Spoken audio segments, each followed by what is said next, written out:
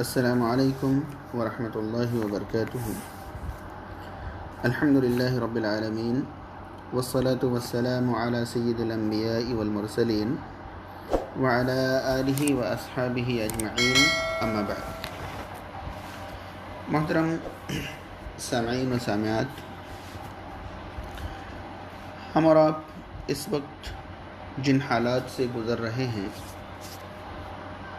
اس سے ہم بخوبی واقف ہیں۔ لاک ڈاؤن کی حالت ہے اور گھروں سے باہر نکلنا، کسی جگہ جمع ہونا، یہ اس وقت ہمیں قانونی طور پر اجازت نہیں ہے۔ اب ایسی صورت میں تمام لوگوں کے ذہن و دماغ میں یہ خیال پیدا ہو رہا ہے کہ اب چونکہ لاک ڈاؤن ایک دم سے ختم تو نہیں ہو جائے گا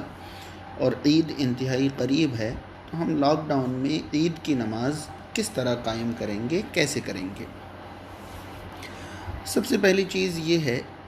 کہ میں حسن ظن رکھوں گا، گمان رکھوں گا کہ ہمارے شہر میں جو پرشاسن ہے، جو ایڈمنسٹریشن ہے، وہ شہر کے مسلمانوں کو کم سے کم محلے کی مساجد میں مختصراً عید کی نماز ادا کرنے کی اجازت دے دیں۔ باہر عیدگاہ کی اجازت نہ بھی دیں بہت زیادہ بھیڑ کی وجہ سے کم محلے کی مساجد میں ہلکی نمازیں عید کے لیے اگر اجازت دے دیں تو یہ ہمارے لیے بہت اچھی چیز ہوگی۔ لیکن اگر اس کی بھی اجازت نہیں ملتی ہے تو جس طرح رمضان بھر شہر کی مساجد میں نمازیں کم تعداد میں مصلیوں کے ساتھ 5 لوگوں کے ساتھ نماز عید ادا کی گئی ہے، اسی طرح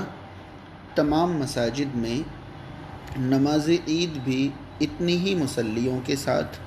یا جتنی تعداد کی حکومت اجازت دے دے اتنی تعداد کے ساتھ مساجد میں عید کی نماز ادا کی جائے گی اور عید کی نماز ادا کریں گے۔ اب ظاہر سی بات ہے 5 لوگ مساجد میں عید کی نماز ادا کر بھی لیں تو بے شمار لوگوں کی عید کی نماز چھوٹ جائے گی، وہ کیا کریں؟ ان کے بارے میں شریعت کا مسئلہ جاننے کے لیے یہ جاننا ضروری ہے کہ جن کی عید کی نماز چھوٹ جائے، ظاہر سی بات ہے اس سال جتنے بھی لوگ مساجد نہیں پہنچ پائیں گے ان کے ساتھ معاملہ یہی ہوگا کہ ان کا حکم یہ ہوگا کہ ان کی عید کی نماز چھوٹ گئی۔ تو عید کی نماز چھوٹ جائے تو کیا کریں؟ اس بارے میں شریعت کے دلائل کی روشنی میں علماء کرام کی رائیں، علماء کرام کے اقوال مختلف ہیں اور الگ الگ ہیں۔ بعض علماء عید کی نماز چھوٹ جانے پر 4 رکعت نماز کے قائل ہیں۔ اس بارے میں عبداللہ ابن مسعود رضی اللہ تعالیٰ عنہ سے ایک اثر بھی مروی ہے، لیکن وہ منقطع ہے، ضعیف ہے، ناقابل قبول ہے۔ اس بارے میں سب سے مضبوط اور سب سے بہترین بات یہ ہے کہ امام بخاری رحمہ اللہ نے صحیح بخاری کے اندر باب نمبر 25 اس طرح باندھا ہے: باب اذا فاتہ العید یصلی رکعتین۔ یہ باب ہے کہ اگر کسی کو جماعت سے عید کی نماز نہ ملے، یعنی کسی کی عید کی نماز فوت ہو جائے، جماعت سے عید کی نماز نہ ملے، یصلی رکعتین، تو وہ 2 رکعتیں پڑھیں۔ امام بخاری رحمۃ اللہ علیہ کا ایک نرالا انداز یہ ہے کہ اپنا موقف اور اپنا نظریہ باب کے ذریعے امام بخاری رحمہ اللہ واضح فرماتے ہیں، اور پھر انہیں اپنے موقف کے بارے میں اگر قرآن کی کوئی آیت ملتی ہے تو وہ درج فرماتے ہیں، کوئی حدیث صاف طور پر ان کی شرط کے مطابق ملتی ہے تو وہ درج فرماتے ہیں۔ اگر انہیں قرآن اور حدیث ان کی شرط پر نہیں ملتی ہے تو وہ صحابہ کرام، تابعین اور امت کے علماء کے اقوال بھی حدیث کے پہلے ذکر فرما دیتے ہیں، نقل فرما دیتے ہیں۔ اب انہوں نے یہ جو باب باندھا کہ اگر کسی کی عید کی نماز فوت ہو جائے تو وہ 2 رکعت پڑھے، تو یہ چیز انہوں نے کہاں سے لی؟ اس بارے میں انہوں نے جو دلیل پیش کی ہے اسی باب میں،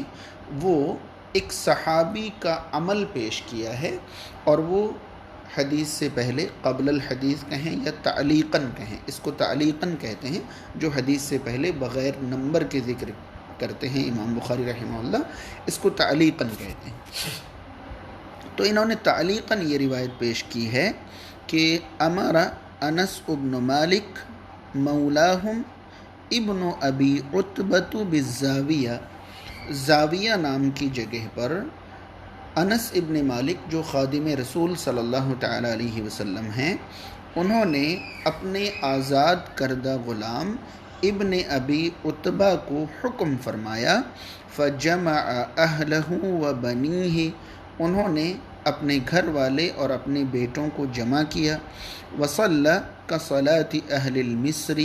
پھر انہوں نے نماز پڑھائی شہر والوں کی نماز کی طرح، وتکبیرہم، اور ان کی تکبیر کی طرح۔ تو امام بخاری رحمہ اللہ نے اپنا موقف بیان کرنے کے لیے انس ابن مالک رضی اللہ تعالیٰ عنہ جو صحابی رسول ہیں، خادم رسول ہیں صلی اللہ علیہ وسلم، ان کا یہ عمل نقل فرمایا۔ پھر انہوں نے اکرمہ جو کہ تابعی ہیں رحمہ اللہ، ان کا قول اس کے فوراً بعد نقل فرمایا۔ پھر انہوں نے عطاء ابن ابی رباح رحمہ اللہ جو کہ کبار تابعین میں سے ہیں، ان کا بھی قول اس کے بعد انہوں نے نقل فرمایا ہے کہ جن کی عید کی نماز چھوٹ جائے یا جو لوگ کسی عذر کی بنا پر عیدگاہ نہ جا پائیں، وہ 2 رکعتیں پڑھیں۔ تو اس سے یہ ثابت ہوا یا یہ سمجھ میں آیا کہ یہ تمام اقوال یا انس ابن مالک رضی اللہ تعالیٰ عنہ کا یہ عمل، اکرمہ اور عطاء ابن ابی رباح رحمہم اللہ کے اقوال کی روشنی میں مسئلہ یہ ثابت ہوا کہ آج ہم عیدگاہ نہیں جا سکتے، عیدگاہ نہیں جا پانے کی صورت میں مساجد کی جو اجازت تھی مساجد میں بھی نہیں جا سکتے، تو پھر ہمارے لیے طریقہ یہ ہوا کہ ہم تمام لوگ اپنے اپنے گھروں میں اپنے اہل خانہ کو لے کر، اپنے گھر والوں کو لے کر، بیوی بچوں کو لے کر باجماعت عیدگاہ کی طرح ہم عید کی 2 رکعت نماز قائم کریں گے۔ اور عید کی نماز کا طریقہ ہم سب جانتے ہیں کہ پہلی رکعت میں ہمیں 7 تکبیرات کہنی ہیں، اور پھر سورہ فاتحہ، کوئی سورت اور رکوع کرنی ہے۔ دوسری رکعت میں ہمیں رکوع والی تکبیر کے علاوہ 5 تکبیرات زائد کہنی ہیں، پھر سورہ فاتحہ پڑھنی ہے، کوئی سورت پڑھنی ہے، اور اس کے بعد ہمیں رکوع کرنی ہے۔ باقی نماز عام نمازوں کی طرح پوری کرنی ہے۔ اس طرح ہمیں 2 رکعت نماز گھر والوں کو لے کر، اہل خانہ کو لے کر باجماعت اپنے گھر میں ادا کرنی ہے انشاءاللہ۔ یہاں ایک بات یاد رہے کہ عید کی نماز فوت ہو جانے پر باجماعت عید کی نماز ادا کرنے کے اقوال تو موجود ہیں، لیکن عید کی نماز فوت ہونے پر گھر میں جب ہم عید کی نماز ادا کریں تو پھر اس میں عید کے بعد والا خطبہ مذکور نہیں ہے، خطبے کا ذکر نہیں ہے۔ یہاں بھی آپ دیکھیں کہ انس ابن مالک رضی اللہ تعالیٰ عنہ نے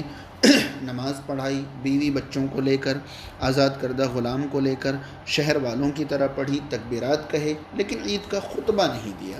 تو جب ہم گھر میں عید کی نماز قائم کریں گے تو عید کا خطبہ نہیں ہوگا، صرف 2 رکعت عید کی نماز ادا کریں گے بغیر کسی خطبے کے۔ یہ اس بار عید کی نماز کا طریقہ ہوگا، اس طرح عید کی نماز ادا کی جائے گی، اور دنیا کے تمام مسلمان، خصوصاً ہم تمام لوگ مل کر اللہ رب العالمین سے دعا کریں کہ اللہ تعالیٰ جلد از جلد اس مصیبت سے اہل عالم کو، پوری دنیا کو نجات عطا فرمائے اور ہماری زندگی معمول پر لوٹا دے، اور اللہ تعالیٰ ہمیں ان تمام نقصانات سے باہر نکالے جو اس مہاماری کی وجہ سے، اس وبا کی وجہ سے ہم سب جھیل رہے ہیں۔